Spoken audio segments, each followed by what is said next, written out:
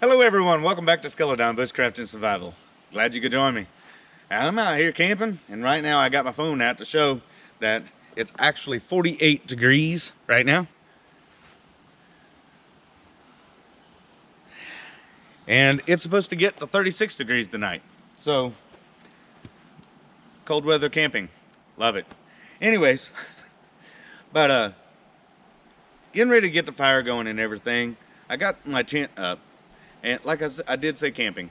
I know there's bushcraft and survival, but and we're gonna have some bushcraft in here, but I got my camping set up behind the camera there. And nice tent set up. It's a Cherokee. I tried it out last weekend. I absolutely loved it.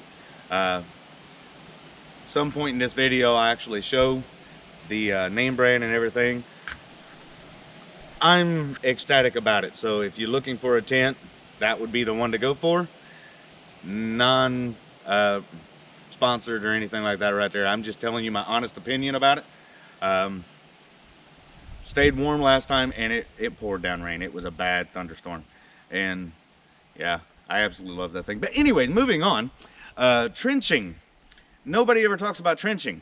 You always trench around your shelter. I don't need my phone out anymore, so I'll just go ahead and put that up. But here in a second here, we're going to go around there. I'm going to show what I'm talking about trenching. Trenching around your shelter. It doesn't matter whether you have a lean-to shelter or you have a tent or whatever you have. It's a really good idea to trench around it. So I've got my shovels and everything, and I'm going to show what to look for around and where to trench and how to trench. Just because if it does rain, that's what trenching is all about. In fact, every single military setup that I've ever seen, they've always had a shovel with them, and that's what the shovel's for.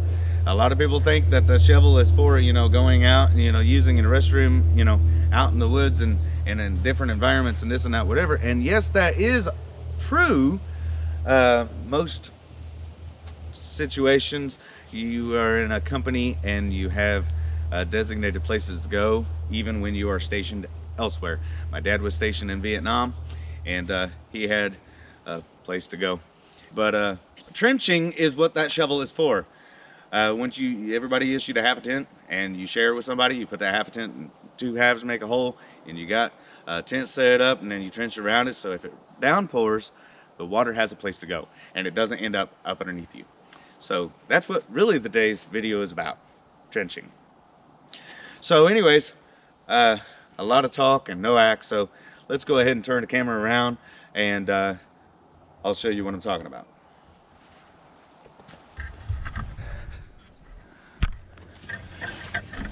All right.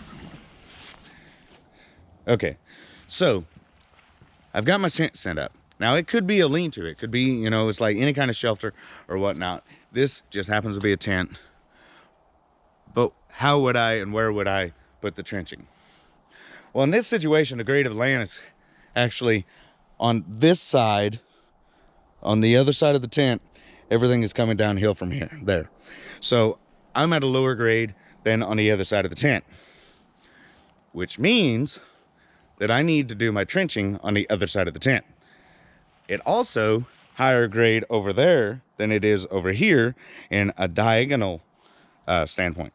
So as water comes down, I'm going to have to trench in both areas, the back and that other side.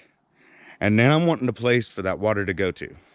So then I need to go ahead and continue on to trench so that it will bypass the tent completely.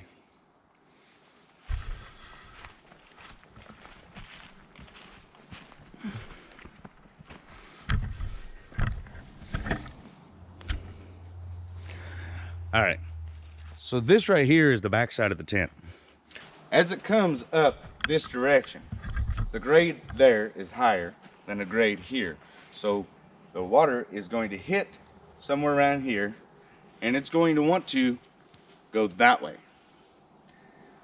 which puts it right up underneath my tent. Now I always, when I have a tent, I always have a tarp up underneath. That tarp, which I don't know if you can see right there, is just basically to protect the bottom of the tent from the ground as I'm walking inside and this and that, you know, the weight of me coming down on the inside of the floor of the tent, you know, it has some kind of a cushion in between that and the ground. That's what the tarp is for. But if I don't trench around it and it does come down, you know, a rain or something like that, then what most generally ends up happening is it gets on top of that tarp instead of going up underneath, and then a puddle could come up inside the tent.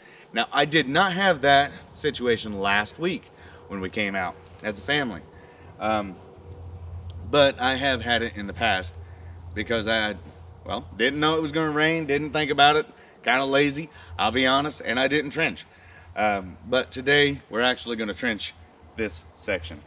So from this side all the way to that side, we're going to put about a 3-inch trench, 3-inch deep trench all the way across, probably about 6 inches in width. And then on this side right here, we're going to do the same exact thing, and this right here is going to trench out that way so that the water will just continue on rushing out that way like it's going to anyway. And this side right here, I'll angle it that direction because, again, that's the exact direction that it's going to go anyway. So if you're doing trenches, you also have to take in consideration of how the water is going to flow so that it's not fighting against what you're trying to avoid. So anyways, I'll go ahead and get the shovel. There are many different shovels that you can get. Military issued shovels. My good friend Paul, Bushcraft Bites was the channel's name. He's changed his name, but I'll leave a link in the description. But anyways, he's always had awesome benefits and results from the issued shovels that come to him. And that's great and wonderful. I would expect military issue to be better quality, but the $20 ones that you buy at Walmart, I've had bad experiences with. So for me, I just got me one of these shovels, and it works for me. I love it. It was like $3 for this. So, I mean, you know, and it's actually one of the good ones. I'm actually going to show you a close-up here. All the way around. Trenched.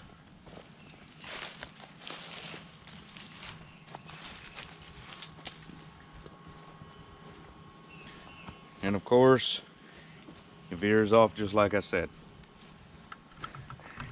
Now, there's a few things that I'm wanting to point out too. The dirt to come out of the trench needs to go towards the shelter. The reason why is because however you set the shelter up, you've got that slope. That slope is meant to channel the water. With the tent the way it is, and I'll turn it around so you can see.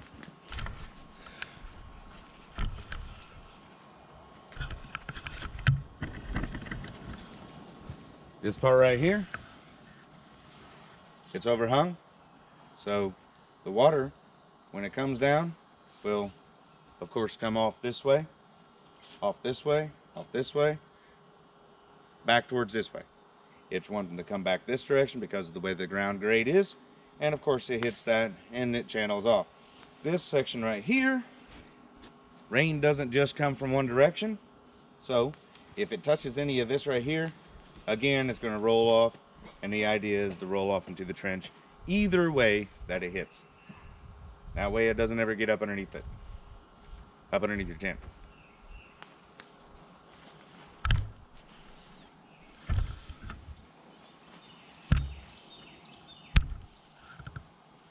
So that pretty much is going to conclude the video.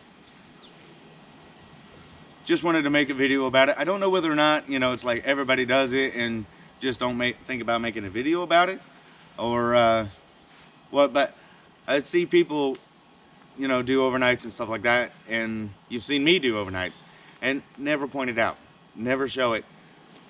I don't know, but I just figured I'd just go ahead and make a video about it, cover certain points about it, and so on and so forth.